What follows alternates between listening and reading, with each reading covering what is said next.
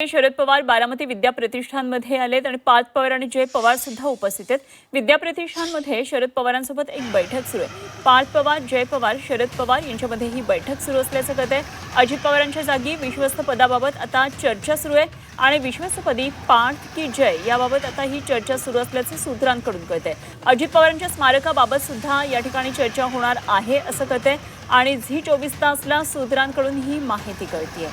बारामतीमध्ये आज शरद पवार यांनी माध्यमांबरोबर संवाद साधला आणि त्यानंतर आणखी काही घडामोडी घडतात आणि यामध्ये शरद पवार, जय पवार आणि पार्थ पवार यांच्यामध्ये विद्या प्रतिष्ठानमध्ये बैठक सुरू असल्याचं कळतंय। निलेश खरमरे आमचे पुण्यातले प्रतिनिधी सध्या बारामतीमध्ये लक्ष ठेवून आहेत। थेट जाऊया निलेशकडे। निलेश, काय नेमक्या बारामतीमध्ये सध्या राजकीय हालचाली घडतात?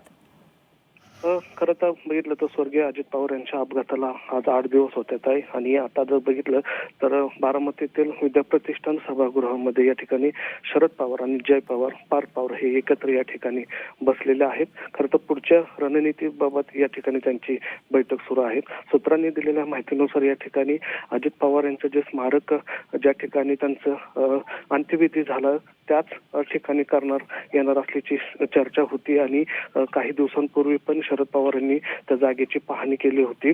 त्या अनुषंगाने या ठिकाणी बैठक होणार असल्याची चर्चा या ठिकाणी सूत्रांनी दिलेली आहे। एवढंच नव्हे तर विद्या प्रतिष्ठानच्या या संस्थेवर शरद पवार हे अध्यक्ष आहेत। तर गेल्या काही वर्षांपासून अजित पवार जे होते ते या विद्या प्रतिष्ठानचे विश्वप्रमुख विश्वस्त म्हणून होते। आता त्यांच्या जाणीने ती जी जागा आहे त्या जागेवर अजित पवार यांच्या जागेवर पार्थ पवार किंवा जय पवार यांची नियुक्ती होण्याची या ठिकाणी शक्यता आहे आणि त्याच अनुषंगाने या ठिकाणी आता बारामतीतील विद्या प्रतिष्ठानच्या सभागृहामध्ये हे तिन्ही पवार जे आहेत ते एकत्र बसून चर्चा करत आहेत। या बैठकीमध्ये 2 महत्त्वाचे मुद्दे आहेत। एक स्मारकाचं आणि दुसरं ज्या ठिकाणी अजित पवारांच्या विश्वस्त पदाची जी जागा खाली झालेली आहे त्या ठिकाणी जय किंवा पार्थ या दोघांचीही नेमणूक होण्याची शक्यता आहे आणि त्याच धर्तीवर या ठिकाणी आता या विद्या प्रतिष्ठानचे अध्यक्ष जे आहेत शरद पवार यांनी या ठिकाणी विश्वासांची बैठक बोलून या संदर्भातला